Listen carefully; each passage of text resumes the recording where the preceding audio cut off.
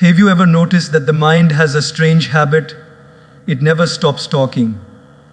Even when the world is silent, inside, there is a voice that keeps repeating the past or rehearsing the future. We replay the mistakes we made yesterday, or we create thousands of imaginary scenarios about tomorrow. And in this endless chatter, we forget the only moment that truly belongs to us, this very one. Overthinking is like sitting in a rocking chair. It gives you something to do, but it takes you nowhere. The mind keeps moving, but life doesn't progress. The question is, how do we silence this noise? How do we transform the restless chatter of the mind into a calm conversation with God and with ourselves? Because when the mind rests, the soul shines.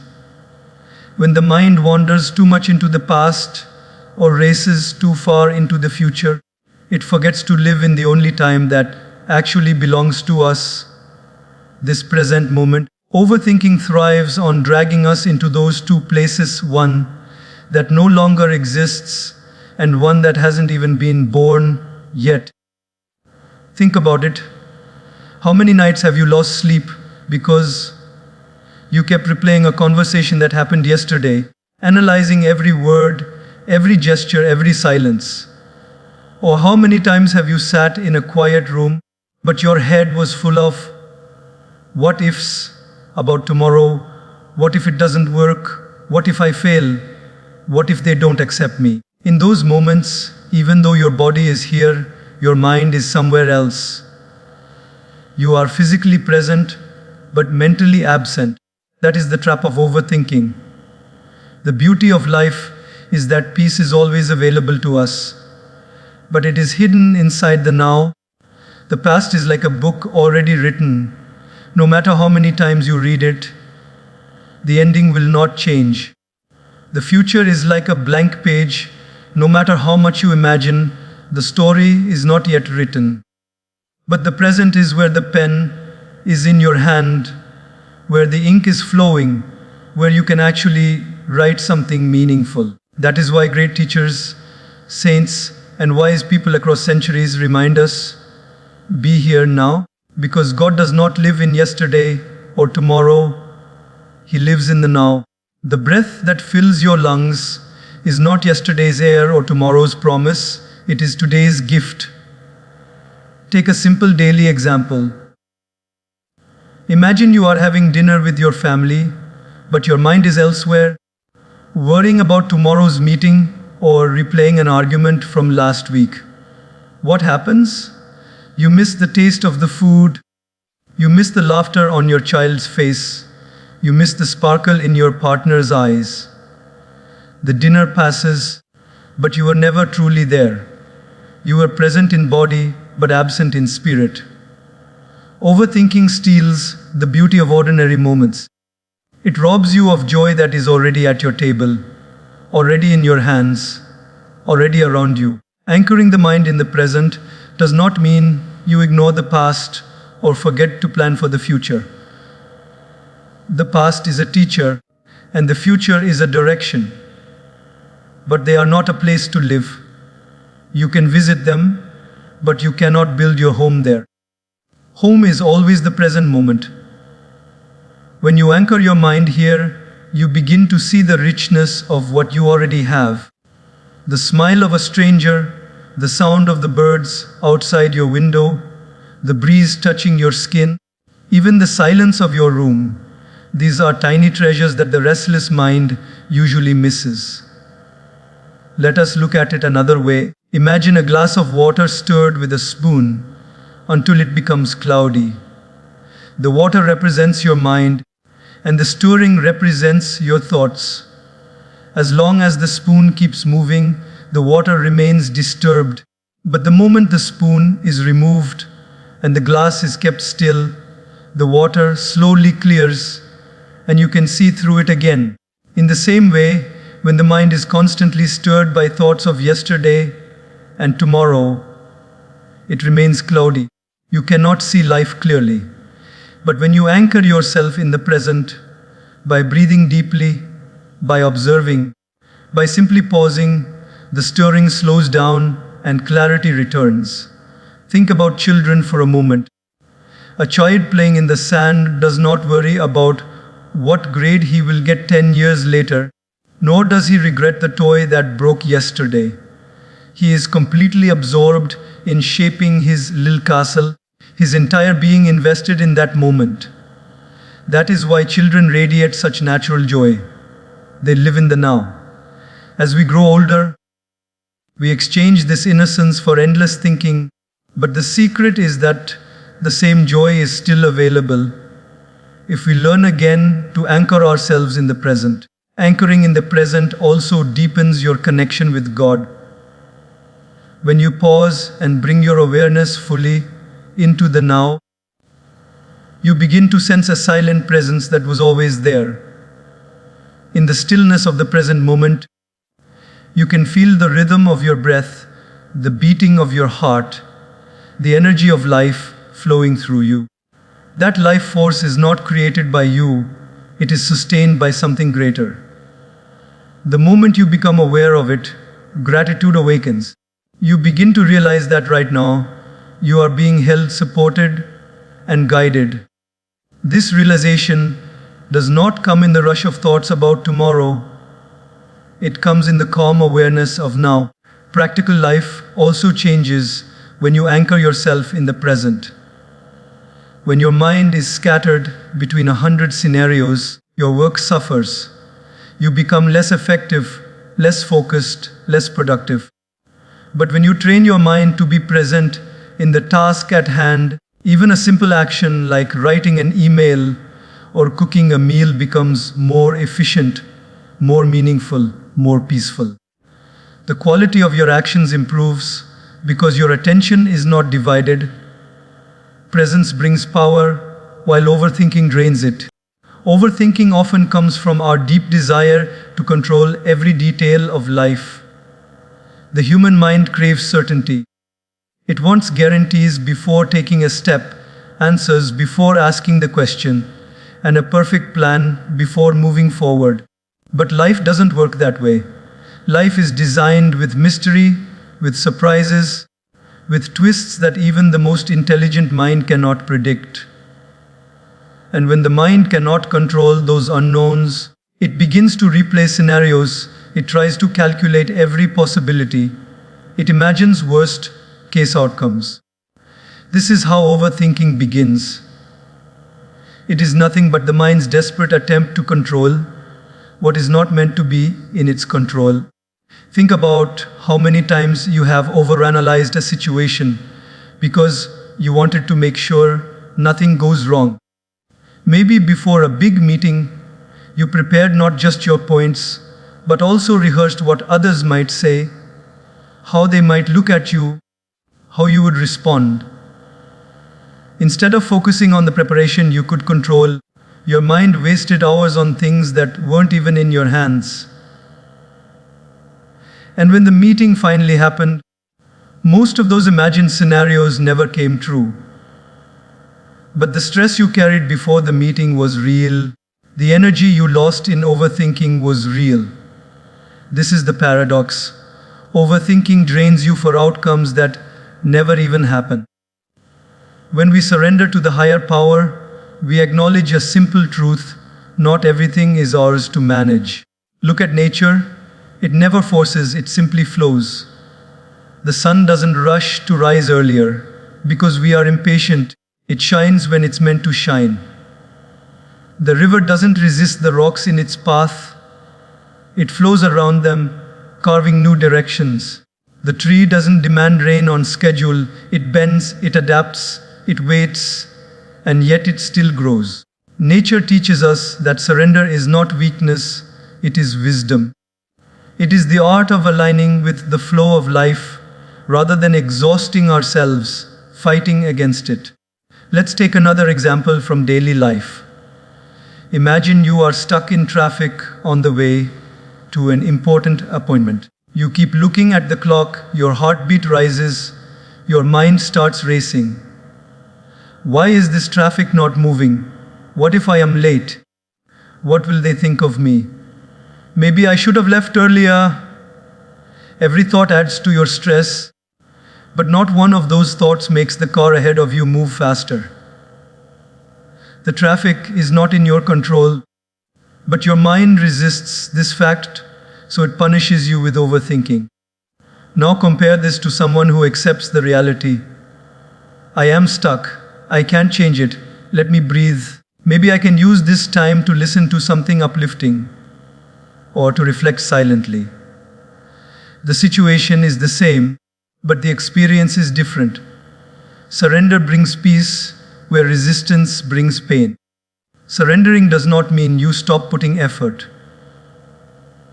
It doesn't mean you sit back and let life pass you by.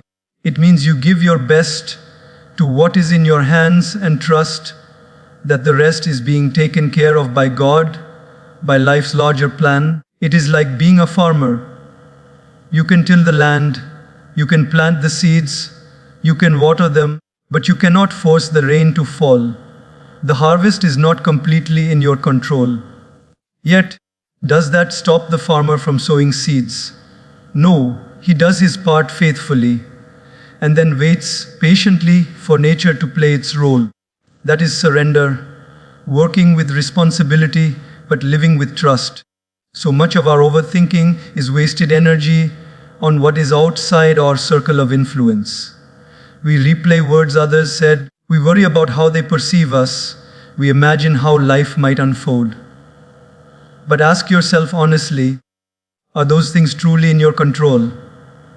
You cannot control people's opinions. You cannot control tomorrow's events. You cannot control every twist of life. But you can control your intention, your effort, your attitude. The rest belongs to God. When this realization sinks in, the mind begins to quieten because it no longer carries the impossible burden of controlling the universe. There is also a hidden beauty in surrender. When we loosen our grip on control, life often surprises us with outcomes we never imagined. Sometimes the things we fear losing the most, when let go, return in a better form.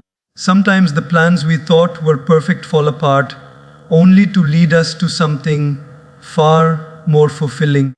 Think of a time in your life when something didn't go as planned, but later you realized it was a blessing in disguise. That is the unseen hand of God guiding you beyond your limited imagination. Overthinking blinds us to this grace, but surrender allows us to see it. At its heart, surrender is a relationship of trust with the divine. It is like a child holding the hand of a parent while crossing a busy street. The child doesn't calculate how many cars are coming, doesn't plan the exact timing to cross. He simply trusts that the parent knows the way. In the same way, when we place our trust in God, we don't need to overanalyze every detail of the journey.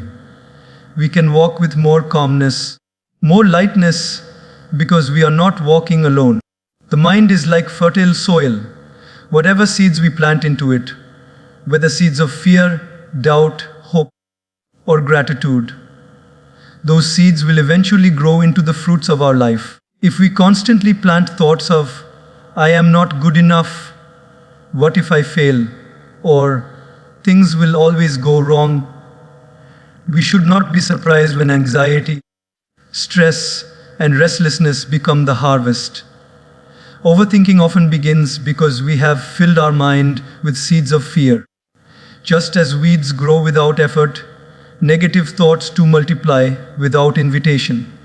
And the more we feed them, the stronger they become, wrapping themselves around our peace like vines around a tree. But here lies the power. You can choose what kind of seeds to plant. You can choose to nurture thoughts that lift you rather than those that crush you. Consider how the same situation can be experienced differently depending on the seed we plant. Imagine you are about to give a presentation at work. If you keep feeding yourself with, I will forget my words, they will laugh at me, I am not capable enough.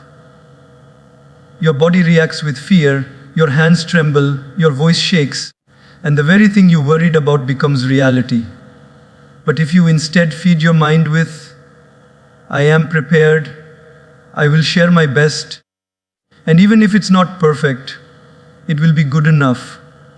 You step onto the stage with calmness, and people feel your confidence. The situation is the same, the presentation, but the outcome shifts depending on which seeds you allowed to grow in your mind. Life has a way of amplifying what we focus on. If you wake up in the morning and the first thought is, this day will be stressful, your mind begins scanning for stress everywhere. A small traffic jam, a minor delay, even a colleague's silence will feel like proof of your prediction. But if you begin your morning with gratitude, thank you for this breath, thank you for another day to try again, suddenly the same traffic becomes an opportunity to listen to something uplifting. The same delay becomes a chance to pause, the same silence becomes a space for reflection. This is not magic, this is the law of the mind. Whatever you feed it, it multiplies. Overthinking thrives on fear because fear has a loud voice. It whispers worst-case scenarios. It paints exaggerated pictures. It convinces you that danger is everywhere. But if you consciously begin to feed the mind with positivity, fear loses its dominance. Positivity is not blind optimism. It is not ignoring reality. It is simply choosing to water the flowers instead of the weeds. It is choosing to direct energy toward what is possible instead of what is impossible. It is choosing to trust that God, who has guided you through countless unseen dangers already, will guide you through this one too. Look at athletes before they compete. They do not sit thinking, what if I lose? What if I fall? What if I embarrass myself? Instead, they visualize winning. They imagine themselves running strongly, crossing the finish line. That visualization is feeding their mind with positivity. And even if they don't always win, the positivity makes them perform better than fear ever could. In the same way, each of us is running a race every day. At work, in relationships, in personal growth. If we feed our mind with encouragement, our steps become lighter, our energy brighter. If we feed it with fear, we drag ourselves heavily through every task. Another simple example comes from gardening. Suppose you have a small patch of land. You can either allow wild weeds to grow freely, or you can consciously plant flowers, fruits, and vegetables. The land will not remain empty. Something will always grow. The question is, what do you want to grow? The same is true of the mind. If we do not consciously plant seeds of positivity, gratitude, faith, hope, kindness, the weeds of fear, doubt, and negativity will automatically spread. That is why daily feeding the mind with positive thoughts is not luxury, it is necessity. One of the most powerful ways to feed positivity is through words.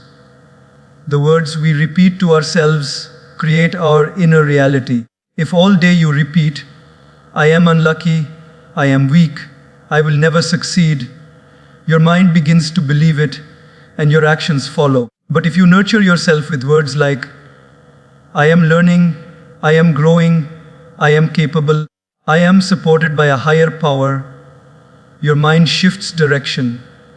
Just as a child blossoms with encouragement, your inner self blossoms when spoken to with love. The tongue has the power to poison or to heal, and that includes the tongue inside your own head. Feeding the mind with positivity also means choosing what you expose yourself to. If your daily input is only news of conflict, endless scrolling of comparison on social media, or conversations full of complaints, your mental soil is being polluted.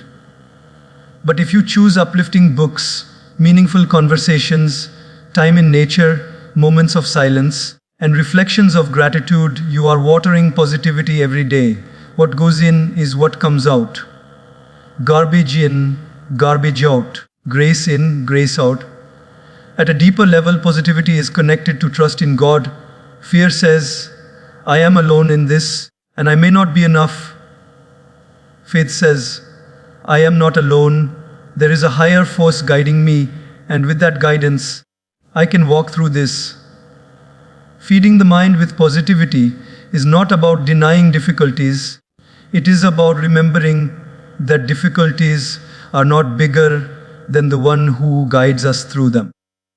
Every time you choose faith over fear, you are planting seeds of peace in your mind.